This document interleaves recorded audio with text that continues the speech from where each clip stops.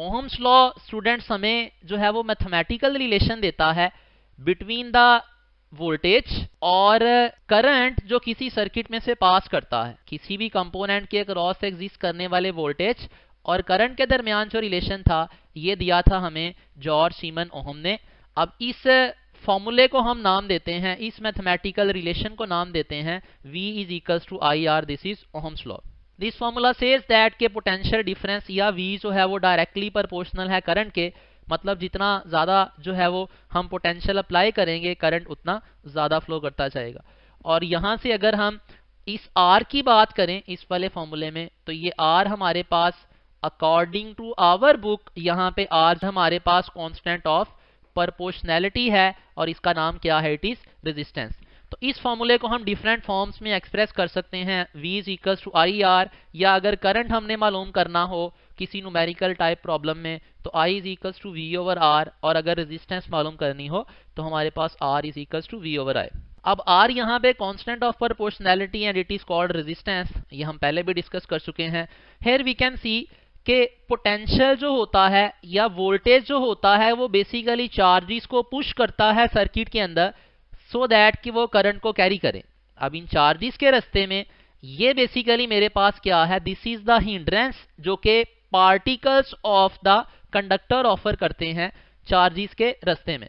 तो जब charges move करना शुरू हो जाएंगे तो हम क्या कहते हैं, करंट इज पासिंग। तो करंट की पैसेज के दौरान में हमारे पास जो हिंड्रेंस आती है दैट इज कॉल्ड रेजिस्टेंस। अब इस रेजिस्टेंस को मैथमेटिकली एक्सप्रेस किया जा सकता है R is equals to V over I से, जैसा कि हमने पहले भी देखा। इस रेजिस्टेंस की अगर SI यूनिट्स की बात की जाए तो ओहम होते हैं, और ओहम का रिलेशन विद वोल्ट और एम्पेयर क्या है हमारे पास, it is 1 ohm. Resistance of conductor will be 1 ohm अगर उस कंडक्टर के across 1 volt potential difference apply करने से करंट जो पास करे उसकी वैल्यू 1 एम्पेयर हो।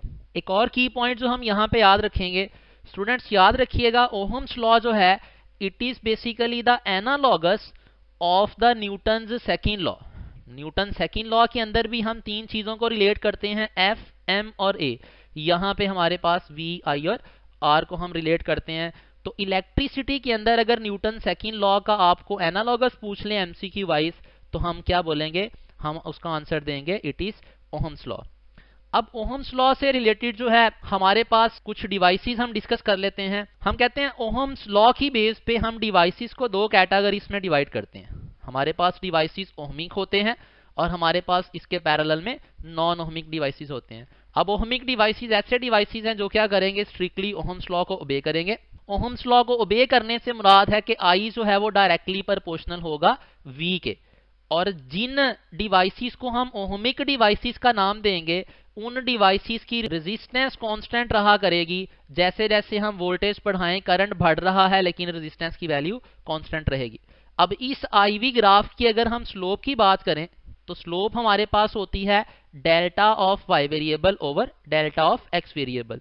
Y एक्सिस पे यहाँ पे करंट है, X एक्सिस पे वोल्टेज है, तो रेशो हमारे पास आ जाएगी delta I over delta V। अब इस delta I over delta V को अगर हम डायरेक्टली देखें तो इसको हम कंडक्टेंस का नाम देते हैं, और अगर इसको इस डेल्टा I को हम डबल बटे में लेकर जाएं तो हमारे पास ये सिचुएशन बन जाएगी delta V over delta I। तो इस रेशो को हम चूंकि रेजिस्टेंस का नाम देते हैं तो हमारे पास स्लोप फिर किसके बराबर आ जाएगी, reciprocal of resistance. Next point ohmic devices के बारे में याद रखिएगा। ओहमिक डिवाइसेस अगर हमारे पास हैं तो उन डिवाइसेस के लिए IV ग्राफ की जो स्लोप होती है वो कांस्टेंट होती है। अब अगर स्लोप कांस्टेंट है तो उसका रेसिप्रोकल मतलब रेजिस्टेंस की वैल्यू भी क्या रहेगी, कांस्टेंट ही रहेगी। एग्जांपल्स की अगर बात कर लें, ओहमिक डिवाइसेस जो हैं 100% तो कोई डिवाइस ओहमिक नहीं होता, लेकिन अगर हम मेटेलिक कंडक्टर्स की बात करें तो लो वोल्टेजेस पे वो ओहमिक ही बिहेव करते हैं। स्टूडेंट्स इसके पैरेलल में हमारे पास आते हैं नॉन ओहमिक डिवाइसेस। तो ऐसे डिवाइसेस जो ओहम्स लॉ नहीं ओबे करेंगे उनको नॉन ओहमिक बोला जाएगा। अब प्रैक्टिकली सारे के सारे डिवाइसेस हमारे पास नॉन ओहमिक ही होते हैं। ये हमारे पास ग्राफ है फिलामेंट टंगस्टन फिलामेंट बल्ब का।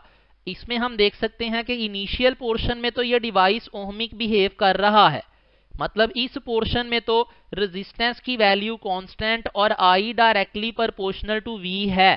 लीनियर रिलेशन एग्जिस्ट करता है, लेकिन इस वाले रीजन में जाके क्या होता है, इसका बिहेवियर, लीनियरिटी जो है वो आई और वी के दरमियान में खत्म हो जाती है।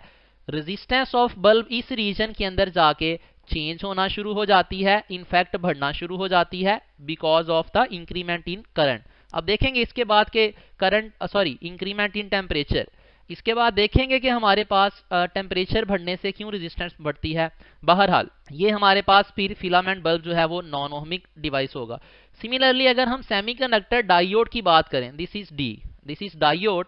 सेमीकंडक्टर डायोड में भी चूंकि ग्राफ जो है वो स्ट्रेट लाइन नहीं आता आई वी का, इसका मतलब है सेमीकंडक्टर डायोड की ना तो रेजिस्टेंस कांस्टेंट रहेगी और फिर इसी वजह से हम इसको नॉन ओहमिक कहेंगे। स्लोप इस केस में भी आई वी ग्राफ की रेसिप्रोकल ऑफ रेजिस्टेंस ही होगी, और स्लोप चूंकि कांस्टेंट नहीं है दोनों केसेस में, तो रेजिस्टेंस भी कांस्टेंट नहीं होगी। तो हमारे पास फिर सिंपल बॉटम लाइन क्या बनी कि अगर आई और वी के दरमियान ग्राफ स्ट्रेट लाइन हो तो डिवाइस ओहमिक होगा, अदरवाइज जैसी मर्जी शेप आए डिवाइस नॉन ओहमिक होगा। नॉन ओहमिक की एग्जांपल हमने 2 यहां पर डिस्कस कर ली, इसके अलावा भी बाकी सारे प्रैक्टिकल लाइफ के जो डिवाइसेस हैं वो नॉन ओहमिक ही हैं।